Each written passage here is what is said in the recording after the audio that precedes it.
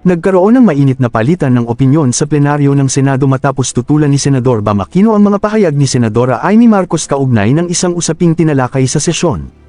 Iginiit ni Aquino na mahalagang manatili sa mga katotohanan at ebidensyang nakabatay sa opisyal na datos upang maiwasan ang pagkalat ng maling impormasyon sa publiko. Ayon sa kanya, dapat maging maingat ang mga opisyal ng gobyerno sa kanilang mga pahayag dahil malaki ang epekto nito sa tiwala ng mamamayan sa mga institusyon ng pamahalaan. Samantala, naging sentro ng diskusyon ng naturang isyu habang ipinagpapatuloy ng Senado ang pagtalakay sa mga mahahalagang usapin na may kaugnayan sa pambansang kapakanan.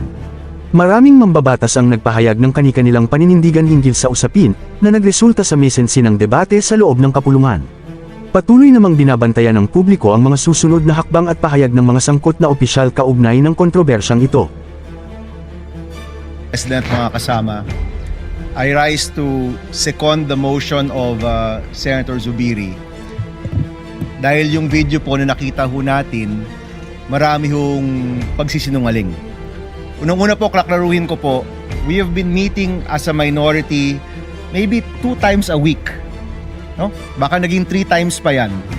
At ni isang beses po na pag-usapan ang constitutional change. Hindi ho yan binanggit ni former Senate President Soto, ni Senator Lacson. Hindi ho yan nabanggit ni isang beses. Wala hong pag-push, wala pong nagsabi, mag-meeting tayo para mag-chacha, para mag-CONAS, wala pong nangyaring ganyan. Unang-una pong fake news. Pero nais ko pong balikan yung video. Ano po ba yung sinasabi ng video? Sinasabi po ng video, nagkaroon ng leadership change dito sa Senado dahil pinipigilan ang charter change o CONAS. Hindi ho ba? Yan po yung ibig sabihin ng video, na yung bagong mayorya nagsama-sama para pigilan ang isang charter change. Tama ba ako, mga kasama? Yun yung ibig sabihin ng video eh. Kung yun po yung ibig sabihin ng video, at dahil nagkaroon ng leadership change para pigilan ang CONAS, marami pong naniwala sa fake news. Dahil wala po yan sa kahit anumang plano ng mayorya. When we were in the majority, there were 15 members of the majority. 4 po dyan, kasama na po ngayon ng bagong mayorya. Ni isang beses po, hindi na pag-usapan ang charter change sa anumang meeting po namin.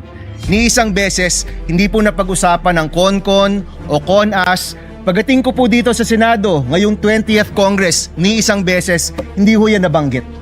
In fact, Mr. President, I don't even know kung merong nakafile. Meron bang nakafile na chacha o CONAS o CONCON ngayon in the 20th Congress? Palagi ko wala.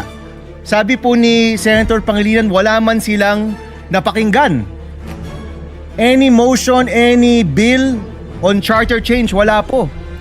So kung sasabihin niyo po sa amin, ang rason kung bakit nagkaroon ng leadership change ay para pigilan ang isang CONAS o CONCON, ibig po sabihin yan, maraming naniwala sa fake news. Dahil hindi po totoo yan. Unang-una.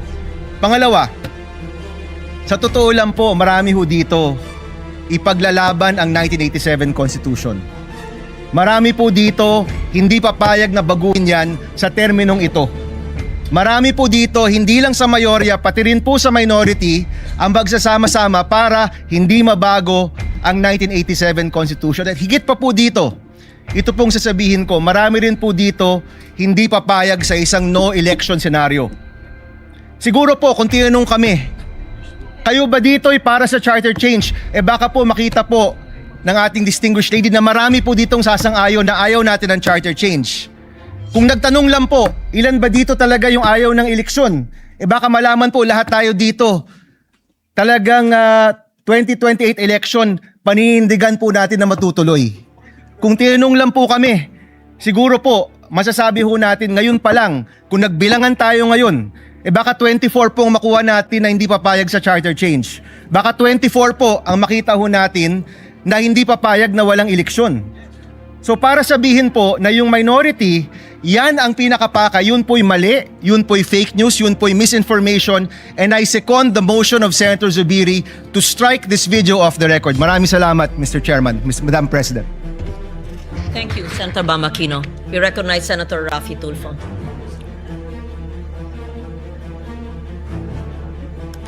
Madam President, I support the motion of Senator Mig Zubiri to strike sa record yung video presentation ni Senator Amy Marcos. I've been in public service broadcasting sa media for almost 30 years now. First time na ako nakita ng How Shao presentation kanina. But before that, let me tell you this. Sana wag nating gamitin yung plenary para sa mga conspiracy theories natin. Sana maging totoo lang tayo. Again, babalikan natin yung sinasabi ko, experience ko sa media. 30 years na po ako sa media. Kapag ako po or anybody from the media, professional, legit, hindi yung house show, pag nag-expose, gumawa ng expose, binabakapan yan ng video related doon sa expose, hindi yung gawa-gawa, hindi yung katang-isip, hindi yung opinion. Pag naglabas ng expose ang isang tao, especially dito sa bulwagang ito, dapat related doon sa sinasabi noong senador. Just like what Senator Zubiri said, nakita niyo naman po, Madam President, every time na ako'y gagawa ng expose, every time na ako'y gagawa dito ng privilege speech, at yung privilege speech ko, binabakapan ko po ng mga sumbong, actual na mga sumbong ng mga taong lumalapit sa aking programa at dinadala ko rito para mabigyan ng solusyon ang problemang inilalapit sa akin at hindi po yung opinion lamang. Ganun po dapat tayo rito. Now, ilang beses na po tayo nagpalit ng liderato dito sa Senado. Every time nagkaroon ng palitan, ngayon lang po ako nakita na nagkakaroon ng kaguluhan. Why? What's wrong? Dapat hindi na po. Let's move on. Kasi nasasayang po yung oras natin dito, puro na lang bangayan. The people have spoken. Sinasabi nila, enough is enough. We've been like a circus for the past few days. Pinagtatawanan po tayo. I was out there last night. Pag naglalakad ako, kinakausap ko ng mga tao, ano nangyari sa Senado? Ano bang nangyari sa inyo? What's going on? Nakakaya na po. Ang panawagan ko, magtrabaho na lang po tayo. Itigil na po natin to mga kung ano ng mga nasa katang-isip natin.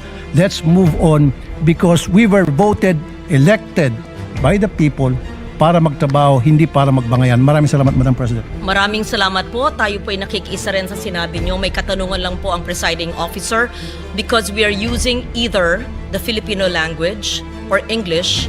I would like to request the good gentleman from Isabela to use a alternative word to how shall because it may be difficult to translate it.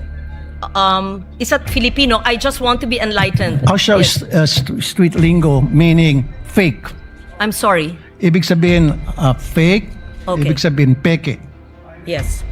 So that it's clear because I Pirated. was also asked. So are Pero you Tagalog na yun. are you there editing or amending the statement? Sige, from because how even shall, the, let's the edit it spelling to was not clear fake. also to the stenographers. Hindi legit. Okay, yun Opo. lang po. Thank you. Thank you very Thank much. you, Madam President. Since we're talking about parliamentary language, may we also cite that everyone uses either English in its traditional form and Filipino and or other languages of the 120 languages of the Philippines. Thank you. Senator Risa Ontiveros. Thank you.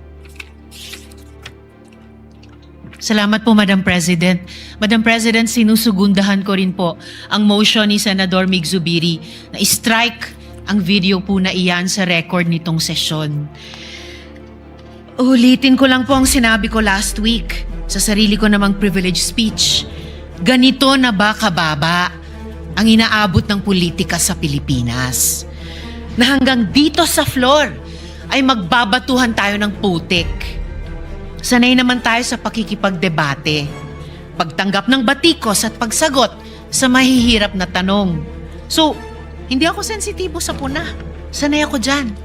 Pero, Madam President, ang pinakita po na video ay fake news. Hindi ko yan pwedeng hayaan kasama ng ating mga kasama na andyan na lang unchallenged. Delivering a privileged speech is not the same as having the privilege to have fake news entered into the official record as if it were evidence.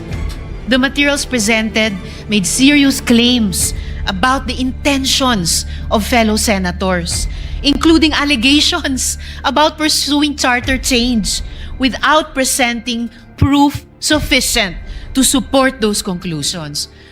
Kung may alegasyon tungkol sa charter change, ipakita ang boto, panukala o aksyon. Huwag naman hahantong pa gaya ni sinabi ng kasama natin sa conspiracy theories. Dear colleagues, we can argue hard without lowering the dignity of this chamber. Last week, nag-privilege speech po ako tungkol sa barilan dito sa Senado. Napakarami pong nagsabing magtatanong sa akin pero wala naman ngayon. At ngayon, may bago na naman pong kwento. Ibang storya na naman po ang gusto ngayong linggo. Nakakahiya na, please. Araw-araw na lang bang ganito? Huwag naman sanang dumating ang araw na wala na tayong mukhang maiharap sa mga Pilipino. At for the record, gaya din ng sinabi ng maraming kasama, malinaw naman ang track record ko na mariin na pagtuto sa charter change at gaya ng sinabi ng mga kasama, wala pong pinag-usapang charter change. Muli, Madam President, for the record, sinusugundahan ko po ang motion. Salamat po, Madam President. Thank you, Senator Risa Ontiveros.